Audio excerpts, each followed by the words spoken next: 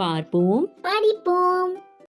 சுவாமி விவேகானந்தர் 1863ஆம் ஆண்டு ஜனவரி மாதம் 12ஆம் தேதி கொல்கத்தாவில் பிறந்தார்.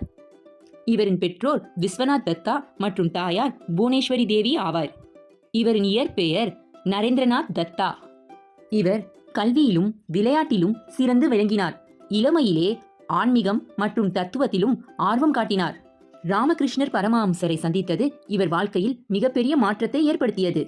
குருவின் சீடராக ஆன்மீக பாதையில் தீவிரமாக ஈடுபட்டார். ராமகிருஷ்ண பரமஹம்சரின் மரணத்திற்கு பின் அவரின் போதனையை பரப்பத் தொடங்கினார். சிகாகோவில் நடந்த உலக மதங்களின் பாராளுமன்றத்தில் கலந்து கொண்டார்.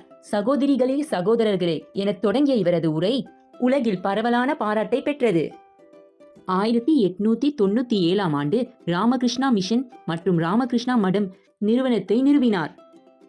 ஏழைகளின் முன்னேற்றம், கல்வி, சமூக சீர்திருத்தத்திற்காக மிகவும் பாடுபட்டார். ராஜயோகம், பக்தி யோகம், கர்மயோகம் போன்ற நூல்களை எழுதினார். இந்தியா முழுவதும் பயணம் செய்து மக்களின் துயரங்களை நேரில் அறிந்தார். இந்து மதம் புத்துயிர்ப்பதற்கு இவர் ஒரு சின்னமாக விளங்கினார்.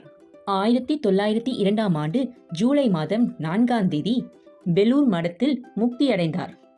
இவரது சிந்தனைகள் இந்திய விடுதலை போராட்டத்திற்கு ஒரு பெரிய தாக்கத்தை ஏற்படுத்தியது.